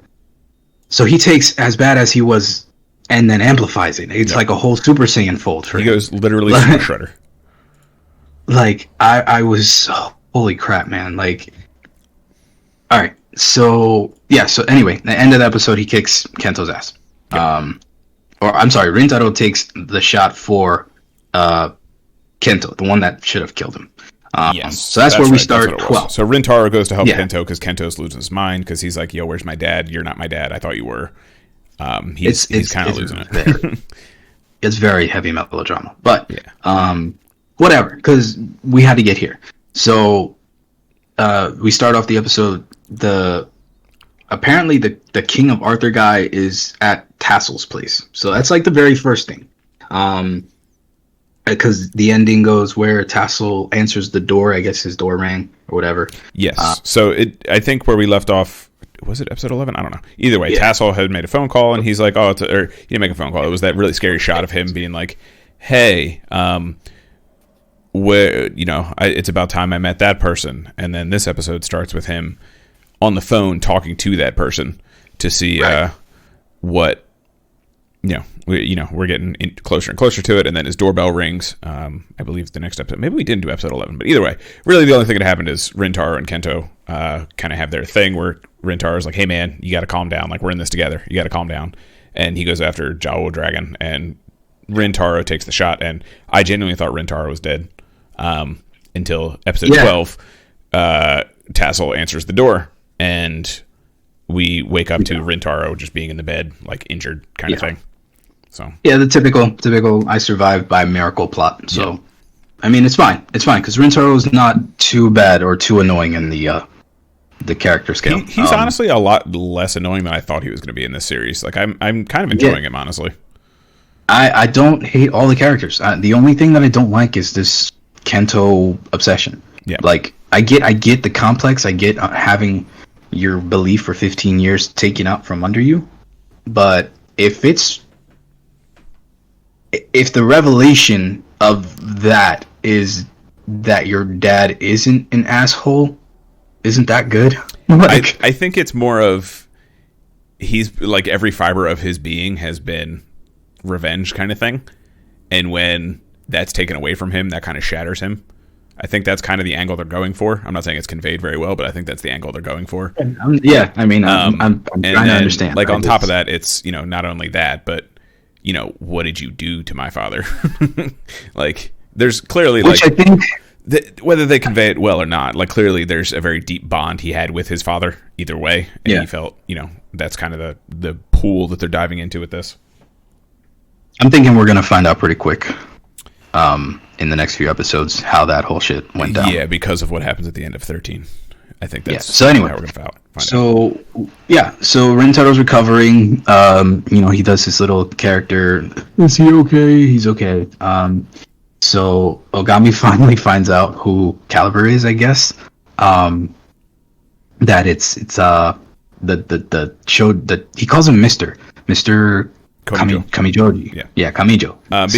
Because in the last episode it was the three main guys, and then Slash was there. So Ogami and Ren weren't there during the fight when they revealed that. So this is kind of like their meeting. They're having the sort of logos afterwards to be like, hey, do we know who he is? Oh boy. Yeah. So maybe I think we got to go back and do 11 at some point. But so anyway, bad guys are going over their plan to open the next 4 doors, because I guess when they killed the 2 kaiju in the previous episode, depending on who killed which kaiju, their element or whatever unlocked one of the locks. Yeah, so it seems to be 6, they're almost like the crow people. I can't escape the crow demons. I forget what they're called. I can't remember off the top of my head. Usually have staff. Yeah, they're goblins though. Yeah, they're goblins, I think. Tengu. That's the word I was thinking of. Tengu. They look like Tengu. They look like Tengu. I don't know if they are, but they kind of have that like bird staff thing going on. There's 6 of them. And whenever one of the heroes destroys them with their final attack, they seem to like channel that elemental energy into a key, essentially. That like a pillar of light that is a key to unlock whatever. And there's 6 of them all together. So the first 2 go down, and they're like, "Hey, this is weird. What's going on here?" And Kento and everyone else who was there 15 years ago remembers this was the same plot that they had 15 years ago, and they're trying to redo it. And Kento realizes that the epicenter of that was where Caliber will probably be waiting, because that's where everything happened before. So they go on this plan to stop the Megiddo and stop whatever they can. And Kento ends up going to the center where he finds Caliber again. Yes. Now, when bothered me, Kento knows full well that he can't beat him. Yep. Like it goes beyond the sacrificial thing, because that's what I thought it was. Like he was, because you start this episode knowing that he's got this full awareness that what he's got isn't enough. Yeah. So I don't understand why they insisted on continuing that. I don't know. It was just, again, I'm trying not to blame the writing too much. But what bothered me was that Kento, when they split up and Kento and Ren go to their place, Kento goes all the way back to the base. Yeah. Why? I don't see. This is where it's kind of, I don't want to say falling apart, but it's clearly like there's inconsistencies here where like Kento and Ren leave to go handle the business of the Megiddo, and Ren like shows up and realized he got all the way there and Kento isn't with him. It's very weird. Like either he went the whole time without realizing Kento never left, or yes, Kento went all the way there and then came all the way back. So that's what it had to be, bro. Like, because Ren was like, I feel like Ren would notice if someone wasn't next to him for the 10 minutes it took to get there or whatever. So he shouldn't all the way back, or shouldn't close all the way back to the fucking base. Yeah. And he instant transitions back. He's like, it's fine. Go with it. So he has this deep moment, and then I guess I don't know if it was in the last episode, but I guess we finally know the name of the girl. Yes, Luna. So at some point, no, I believe it's this episode where he gets the memories back, because it's when Kento and Tomo comes to get Kento, kind of thing. Yeah. You find out that the girl that was sucked into the vortex 15 years ago, her name is Luna, and that was the third friend of Toma and Kento when they were younger. Yeah. And there's this big promise where they would always protect each other, kind of thing. The usual Toku. That's what they did, all the pinky promise thing. Yeah, they did the pinky promise thing, and we're like, hey, we'll always protect each other. And then, of course, they don't protect her because she gets sucked into the space butthole. So yeah. So Kento goes to confront Caliber full power again for no reason. Jao was just scary, bro. Like, that was scary. So the whole thing, like I said, the whole thing is multiple dragons, and it has the purple like base dragon, but now there's like 6 or 7 of these gold dragons that fly around and do stuff too. It's crazy. I love that. It's like it's very knight looking, but it's like Super Shredder. That's all I see when I see him, and I can't get enough. I dig that, honestly. Yeah, that's what I mean. Like, I can't get enough of it. I like that. I get full Super Shredder vibes when I see it. The cape does a lot, honestly. I really dig the cape. I'm not even a cape dude. I just really dig his cape for whatever reason. I think it's just like this whole night theme thing going on that has that like Lord kind of style to it. You know what I mean? So yeah, I don't know. This design is so cool. Like it's very cross dragon, which I think we were talking about last time. It's very like cross dragon, and if anyone's listened to this podcast for any amount of time, that's one of my favorite riders.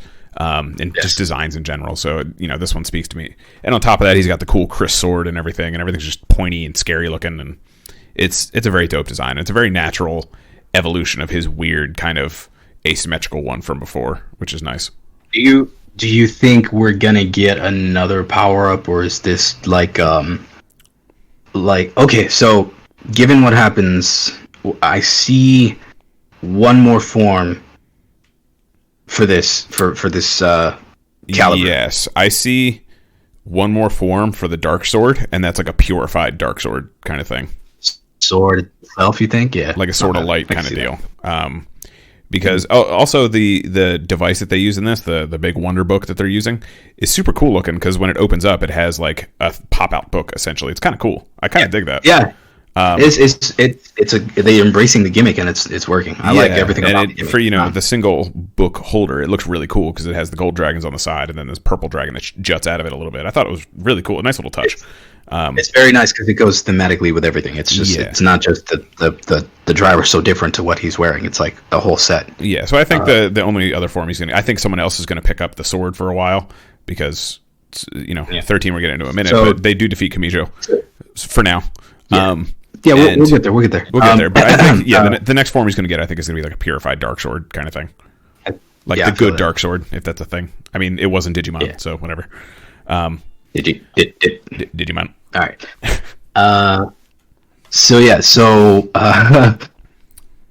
Even in this heavy ass moment where Kento gets his ass kicked, and it's kind of implied that he's about to get cut down, they're still sprinkling in moments of comedy with Ren and Ogami. Yeah, because those guys are all fighting actual Megiddo. Like this whole thing with Caliber and Kento is being intercut with like the actual fight with the riders. They're fighting the other dudes, kind of thing. So they perceive the whole thing as a trap, so they know full well that they're getting suckered into whatever grand plan is going on. Yeah. But their idea is that we're gonna boot it hard enough, it's not gonna work, I guess. We're just gonna smash right through their bullshit. Yeah. So under that pretense is why all of them are there at the same time. I mean, strategically, I agree, makes no sense, but yeah. And so like Toma and Red and Ogami all defeat their guys, and they set off the other pillars. So eventually there's only 2 left, and that's when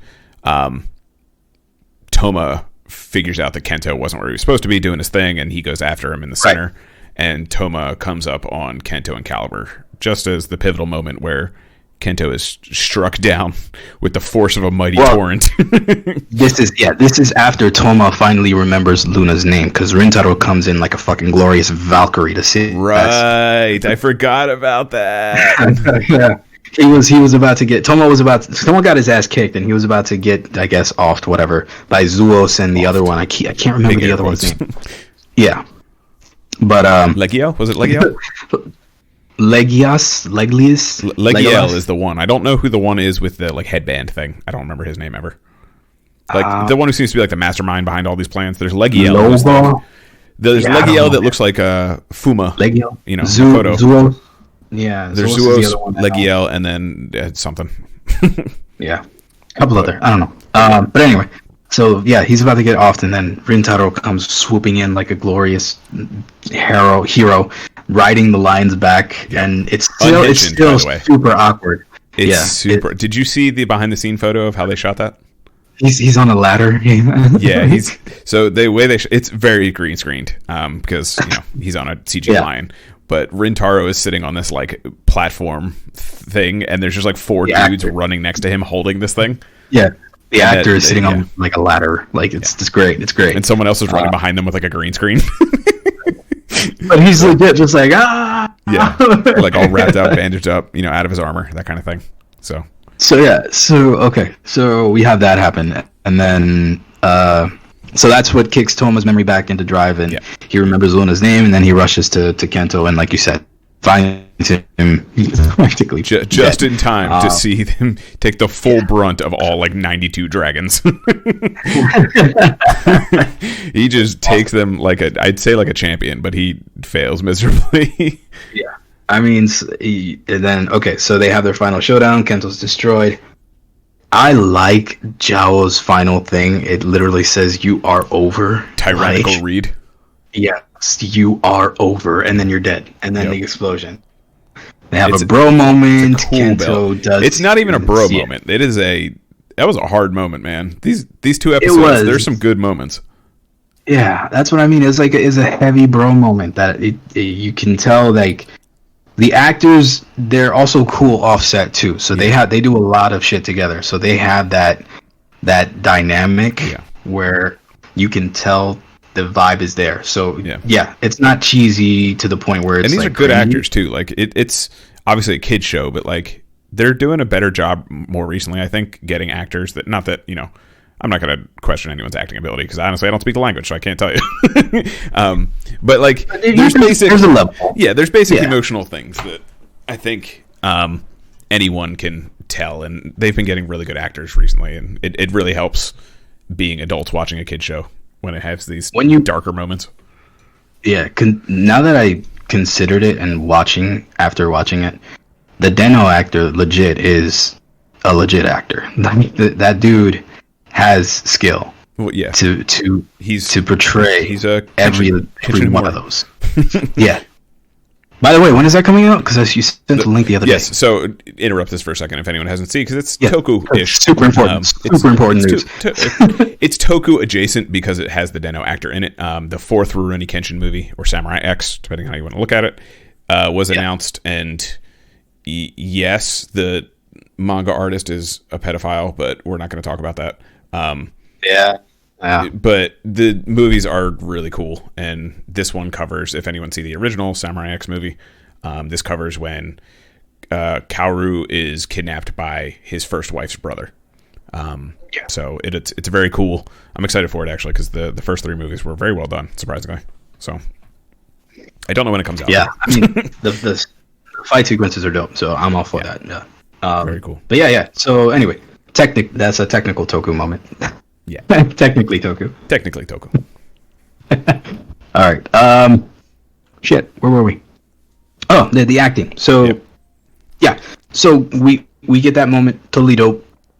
Then the episode ends pretty much.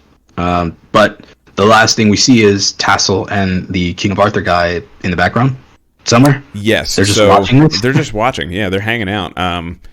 And that's how the episode ends, which is super weird because nothing really comes of that. But they're just watching. Yeah. So, like, obviously the guy Tassel was talking to was this hooded gentleman we saw when Toma got King of Arthur. Is this kind of out of focus dude they put in focus, who I still don't understand the point of that. I don't recognize who he is unless I'm just missing something. But Shaolin monk. Yeah. Like Kung Lao without his hat. Yeah, basically. It's like, oh, okay, cool. I don't, yeah. Yeah. So they're just hanging out there, and that's why going into this episode, I thought they were going to do like a hard resurrection. Like I thought Kento was dead, and they were going to do just like a, gimmicky kind of resurrection with these two, like clearly some kind of important godlike figures. But that's not how it plays out, actually. We assume because it's not like he's done anything. Yeah. So they have a straight up, like, when I say I thought Kento died, like, you get the hand falling, you get the everything. Like, this was Rintaro getting his ass beat was like, oh, okay, yeah, he's probably still alive. Yeah. But this was like, as emotionally damaging as that was. Yeah, he got murked. So, okay. Like, the hand fell and everything. So how does the episode start? The episode starts with, I don't even, did we get a tassel intro in 13? Did it have a tassel intro? Yeah. I mean, it's the typical one that he, whatever happened. Yeah, but gotcha. But Toma remembers. Yeah, it's more focused on Toma and Kento at bedside. Like he's like dead. So they're doing a little moment where it's all like, oh, I remember now. It's all coming back to me now, which is kind of odd because Kento was under the belief that Toma was dead the entire time until recently, and if that's the case, it's really hard to believe that it was so easy to find him after 15 years. Yeah. So, okay. Anyway, small detail. Whatever. All right. So everyone is stressed out because Kento's like dead. So he got his ass handed to him. So he's like, I don't know how to express it. Like I was trying to describe in my notes like what that emotion is, and it's like that. I would call it honestly like hopelessness. That's kind of the vibe I was getting. Yeah, it was like we're trying so hard to get something to hold on to, but nothing seems to be going right, kind of thing right now. This was like the major L that they took. They took a major L since Ogami. You know what I mean? Since that whole shit with Ogami, and like they realized that these pillars of lights are still activating, and there's only 2 left now, or I think there's only 1 left now. 2? No, there is 2. Yeah, there were. No, was there 2? Hold on. No, there is one more. No, there was one more. Is it one more? Okay, I was gonna say because they do like a double attack thing, so I didn't know if that counted for 2 later. No, it's one more because this plot thing kind of bothered me a bit because it goes. All they needed to do was have one more holy sword dispatch one of the kaiju within the place or whatever. Yeah. So they infer that, or they imply that it could be. Yes, they wanted it to be Ikazuchi, but it doesn't have to be. It could be Caliber too. Yeah. So if that was the case, why didn't they just do that right away? You know what I mean? Like that could have been just that could have been the first thing. Mark that one. Yeah. There's one already. You got one on the board. Right. Yeah. But anyway, so plot. Anyway, Ghost Rider. Remember Ghost Rider?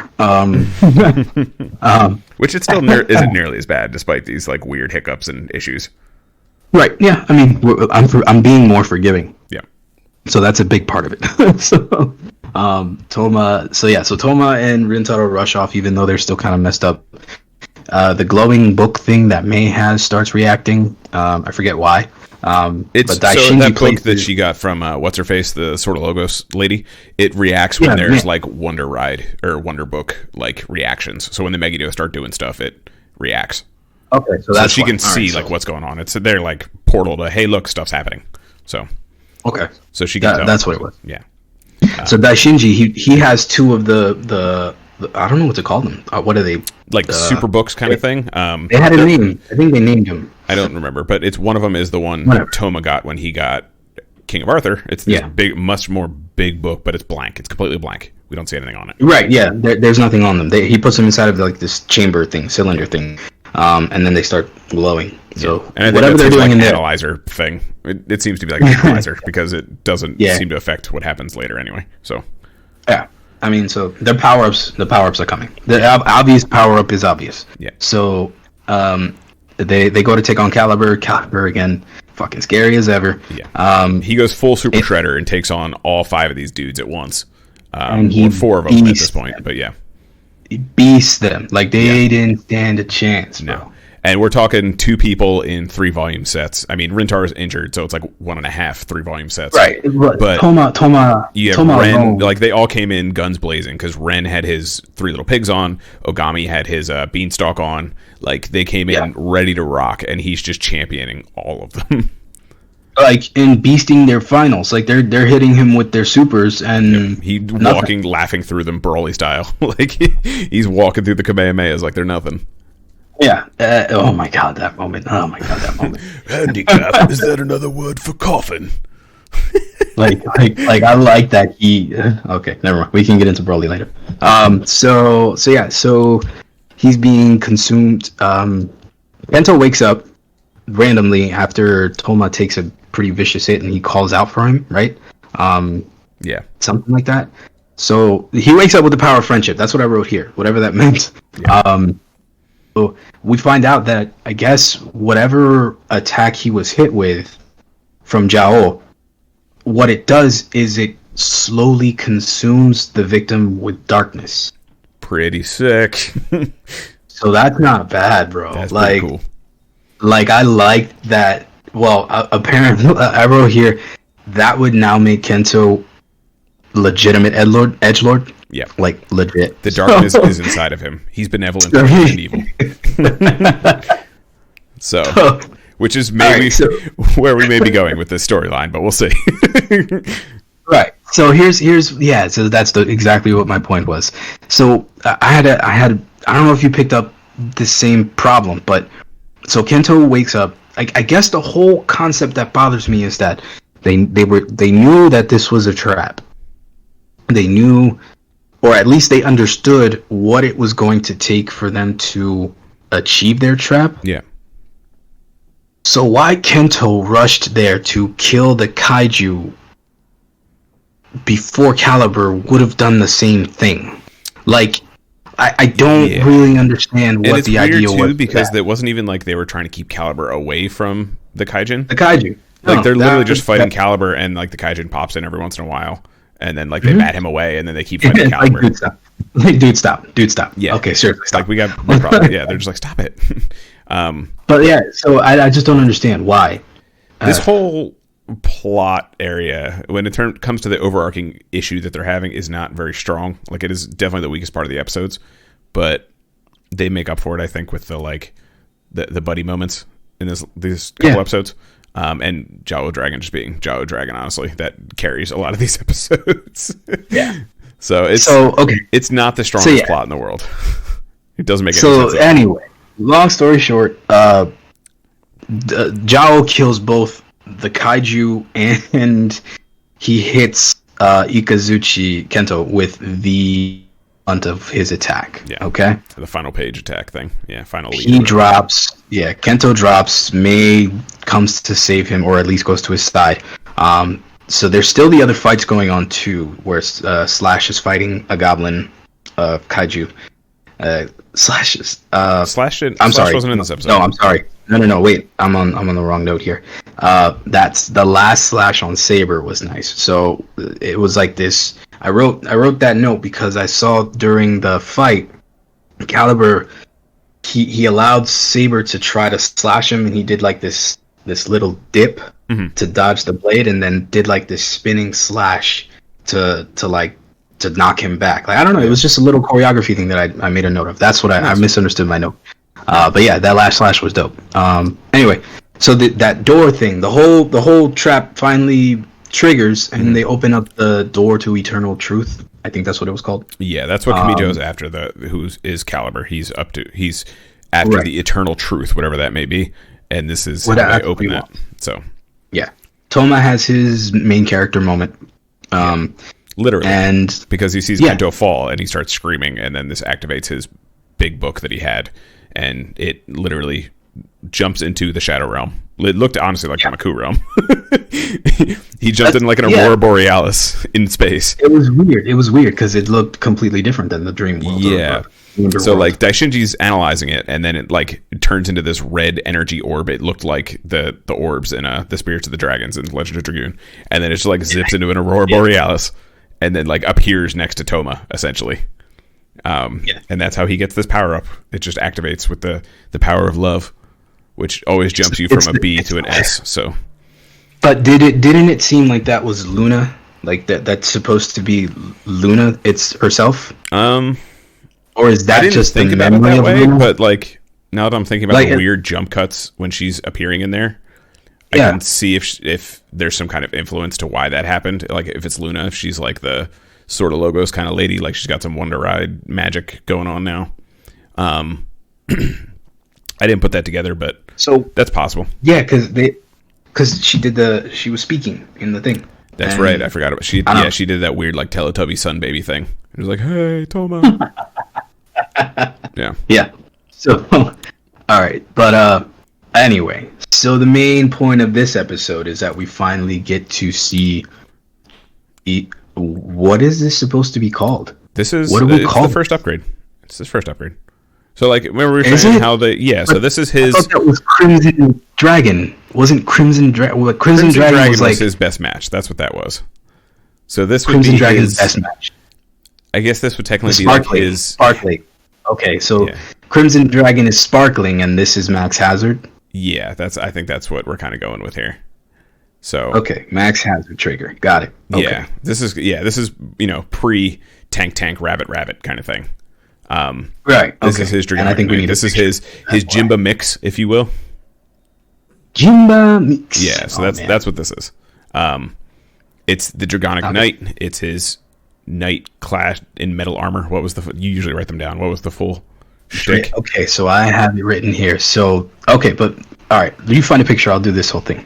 Okay. So we got this power up. Legit embodies the knight thing. It's called Dragonic Knight. The chime goes, the dramatic battles of an experienced knight riding with extreme style on an enormous dragon. Don't miss it. The knight appears. When you sigh, no grief, and the flame is bright. Ride on, Dragon Knight. In other words, it's the strongest. Legit, that's the whole jingle. Pretty cool. And that's what it says when he opens it the first time, right? Like when he just opens that front page. Yep. Yeah, bro. And it looks so dope. It's such a dope design because you get the vibes of Metal Cluster Hopper. Meets Ryuki. So Ryuki survive and Metal Cluster Hopper do the fusion dance, and that's Dragonic Knight. And it works. I like it. I like this design a lot, honestly. Yeah, bro. Yeah. It suffers from the same color syndrome, the silver being all over the place, but with the ability that I think it might be able to, does it have the? Because when he uses the gauntlet thing, if you look on the arm, he literally has the Ryuki gauntlet. Right. It's literally, it has the handle, it has the opening mouth, it has everything. It was clearly like a prop they reused, which is fine. That's cool. He puts the Wonder Ride books into it, and it seems to do different stuff. He really only uses Crimson Dragon this time, so I'm assuming he'll put other stuff in there. It'll do other things.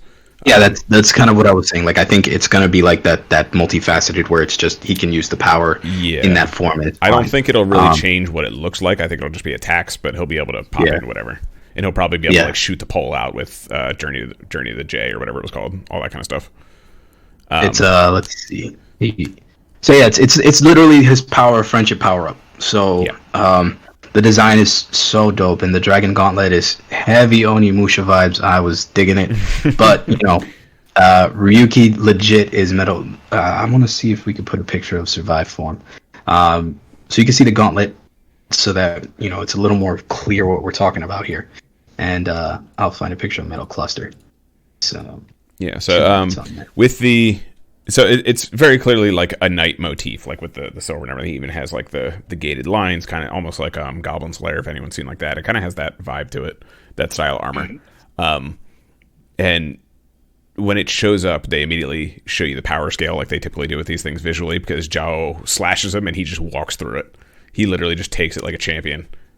Doesn't mind at all. It's dope, man. It's pretty cool. Yeah, he champions it, and obviously that's the... we just premiered Power Up, and I'm sure it'll change later. But yeah, it's my favorite design so far, honestly, hands down. Like over Buster. I thought you really were digging Buster. I was, and I think this is the next evolution of that. So until Buster gets something new, This I don't is think my it will. one. I don't think he will either, Yeah, honestly. But I don't think it will. it's kind of it seems to be the huge limitation to these single belt swords or single book swords. They're really not going to get much, most likely, which kind of sucks because I would love to see where like Slash could go or even Ren would go because I like ninjas. So it'd be cool to see like how far they could push that. But Slash would get very messy very quickly. It would. I just think with a lot of these, it's going to be they'll probably start using as they start to move away from like the 3-volume sets and all that kind of stuff, the base forms. I think the other couple guys, the single book guys, will start using those other ones that the 3 main guys. I see. Use. Yeah. You know what I'm saying? Yeah, so like they won't have sense. as much of a need for them. So like the other guys will start passing them around and stuff, that kind of thing. That does make sense. Because in the preview, we see that Rintaro is going to get one of these forms as well. He's going to get some kind of Blastoise form. So. And between the two, it's hard for me to say which one's the better because even though it doesn't change color scheme like Saber does, the design changes enough that I like it way better than vanilla. Way better. Yeah. The helmet alone. I want to try to find a picture because that. Anyway, I put up real quick on the Discord Metal Cluster and Base Ryuki. So for me, this is where I get that Saber is just a fusion of the two. Yeah, I can see that totally. He gets this, he has that kind of Ryuki, guided eye thing going on, except his are more like the flame slash thing. But then, definitely Metal Cluster. There's definitely some of that kind of armor design in there where they may even be using a few parts of it. I don't know. But it's that like the silver with the color like layered between it, that sort of thing. It's cool.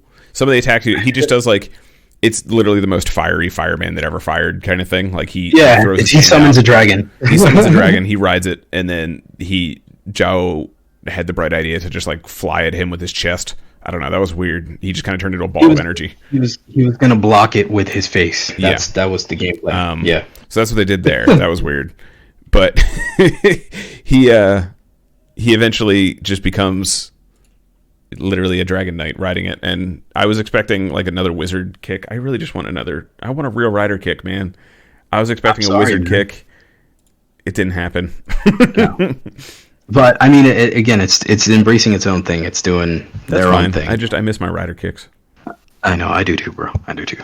Yeah. But what happens after that? They take out Juo, and he drops the sword. But okay, let's talk about that though, because spoiler. Okay, spoiler warning for the rest of this. This whole thing's been a spoiler warning at this point. So. I was just trying to be fair. So. All right, so 20 minutes after we start talking about it. Tommy Joe is definitely dead, you think, right? Like, the way it's going to go, he has to have died at this moment.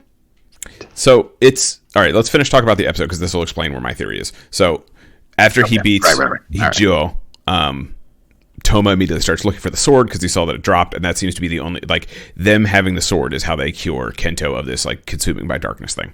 Right, that's what they believe, yeah. That's what they believe. So Toma's trying to look for it, but Kento is like, May, I think, screams for him because Kento's like literally dying. This was a heavy moment, though. It was a very heavy moment. Like, they're all surrounding him, and Toma's holding him, and he's like, but, we made this promise with Luna, yada, yada, yada. And they, they have just a very heavy, heavy moment where they're both like crying and like, dude's gonna die, and he knows it, kind of thing. Yeah.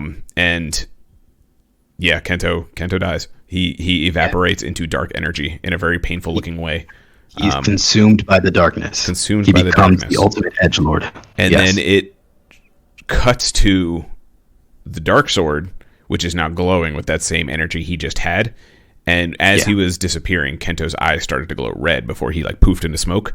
It shows Kento again in this kind of dark void with red eyes. So I think Yeah. So I think Komijo and his dad and Kento are now living inside the Sword of Darkness. Kind of what I'm thinking. Like, I think it's kind of like a nightmare thing where it projects a form almost. So then what then happens to the physical body? I mean, it was clearly just consumed by darkness. So it may be inside the sword. No. They may just be living inside the sword. I don't know. It could just be like so what I was thinking is that he might be sucked into the shadow realm, but he's coming back Yeah. as the new vessel for Yes. Caliber. Yes. So I think so. Yeah, And so I think before that I think he's going to meet his father and Komijo, and they're both going to be inside the sword kind of thing. trapped or whatever it is. Yeah. Like I think it might even be more of, because they have the red eyes, it may even be like the Sword of Darkness is using that form because they're inside of it, sort of thing. Like it can choose what form it takes. So it'll wear like Kento's face essentially and do its Sword of Darkness nonsense. It's kind of the same thing that, yeah. Yeah. I mean, it's the same effect Kento. that We're it's getting not Evil Kento them. either way. Yeah. Yeah. Evil Kento is going to be the next arc Yeah. for a while. Yeah. And then he's probably going to kick the shit out of the other guys and then, And I be the think ultimate. if that is the case, that's what's going to lead to them purifying the Sword of Darkness kind of thing, and then Kento will use that instead. We may get a new Ikazuchi. I don't know. I may get a new Espada. We have to. I mean, they have to because they're promoting that he's part it of may be May. Trio. I would hate that, but it may be May. Would you Because really? remember I was saying when the things first start, we were talking about the openings and entrances. Like they don't show Kento at all in those, other than like running around doing things. But it's only Mei, Rintaro, and Toma doing the dances, and then they always cut to the three: Espada, Saber, and Blades. So Isn't she holding a yellow thing? It's there's a lot of things in there where that makes me think like Mei may become Espada now, and then Caliber. Wait, I gotta bring up my video. Hang on. Do you think she's holding like a yellow book or something? For some reason now it's in my head, but I want it to not be true. Hang on. That's kind of my theory. I think that's where they're going to go, at least. And then, like, Kento's going to come back, and they're going to be like, oh, Kento. And then they'll probably have a fight where it's another Caliber versus Spada thing. But May's going to be not great. So she's definitely holding a ride book. I just can't tell. It looks like it's red. Red, okay. Which makes sense. Yeah. She's kind of like the support for Toma. But yeah. Still, I mean, that's kind of the theory I'm going to roll with now until we get introduced to someone else. Unless someone comes from like the southern base and just takes over. That sort of nonsense, which wouldn't be surprised either. So I think that's where we're going to kind of go. It's, Dark Kento. And potentially, if he gets a new form, if Caliber gets a new form, it'll be the purified Dark Sword kind of deal. So, all right. But now, mind you, we're still on episode 13. Yeah. We got a long way to go. Got a long way to go. So how they're gonna continue this, I don't know. Because again, it's the same thing we said. They're going at such a breakneck speed with all these plot threads and all this stuff. Like, what's gonna be left? What are you gonna tell us? I think it's gonna be a lot of kind of like what we saw here, where it's a bunch of shorter arcs kind of mashed together, sort of thing. I don't think there's really going to be a big overarching like Metsubo Jinrai satellite kind of thing, like satellite there. Right. I don't think there's going to be anything like that. I mean, the Megiddo, group is going to be that kind of always there sort of thing, but I don't think there's going to be like an overarching or like an evil, like a plot that's cooking. Yeah. There might be once they introduce the next arc, but I think it's going to be a lot of these like shorter arcs kind of mashed together. That way, if they need to, throw an audible when it comes to plot and things like that because of everything going on in the world right now, I think it'll be a little easier for them to do that. That's not even. Yeah. I just hope they keep it up because the quality is good. For the small hiccups that we can forgive, everything else is going pretty well. I'm digging it. The next episode, like you said, looks like we're gonna see Blades' upgrade. I tried to get a picture of it. I don't have a clear one, but yeah, we'll do it again. There'll be one next week. Next time we do the episode, it'll be fine. Yeah. But yeah, so as far as what I see happening, I do agree Evil Kento's coming. I think that the King of Arthur guy is going to take over for Ikazuchi. Ooh, I didn't think about that. Yeah, that's certainly possible. Yeah. Maybe. Or Task. But I still don't know what their purpose is. Like they haven't really done anything. So, yeah. We'll see. Yeah, we'll see. Yeah, I can't argue. That's a good anything. Yeah, like I think in a weird way, I think these accelerated timelines are doing a lot for Kamen Rider right now, because I think at this point, if we had a normal kind of season, we would have felt it's not moving fast enough. Almost, you know what I mean? Like if they are taking this, I'm not saying they are or not, I have no idea, but if they are taking this kind of modular approach to the story where they can kind of split and do whatever, ever since the ending of 01, where they kind of everything was heavy because they kind of cut out the fluff. It seems to be working really well, in my opinion, for Kamen Rider in general. So, there's obviously other points to it where some things don't cook as long as they should, but it's different, and I'm for different for Kamen Rider right now. So yeah, different for fucking anything. Yeah. Oh well, camera. There we go. So yeah, that's I'm excited to see where it goes now that we're done this arc thing. So I'm sure the next episode will be like Rintar gets his upgrade, and then we'll go into like an episode or two or filler. Definitely, I think I would expect it because it's again. I think we need a breather. I don't know what is gonna happen next, but we'll find out quick, and it's gonna be. I really hope that the King of Arthur guy. What if the King of Arthur guy's actually like a hidden villain? Anyway, we'll see. Speculation I wouldn't later. be surprised because we were talking about Tassel and being like the DJ Sagara kind of thing. So I still suspect them. They obviously are going to play some kind of part, whether that's they become the final upgrades or what. Yeah, wouldn't be surprised if they just became their final forms. Honestly, yeah, that's Toma's final form. It's like Carnival from Kyoto Ranger. Hassel is he just goes up to the final bad guy and just puts his finger on his chest and he just explodes. He just snaps him out of existence. Bon elector. Bon elector. Anyway, that's enough for today. I'm tired. My voice is tired. Yeah. So that was the wrap up. This was Tokudon TV. I am Robert. You can find me at Sick Mirror Tricks at basically everything else. I am Carl. You can find me at Kaiju Karudu. That's 2 R's to use. And again, use if you guys post anything about Kamen Rider so that we can spread the good word. Use hashtag Kamen Rider and tie us into that if you enjoy the show, and use hashtag Tokudon because I'm a shameless plug it. Why not? Why not? Yeah. Thanks for watching, guys. Appreciate it. Bye.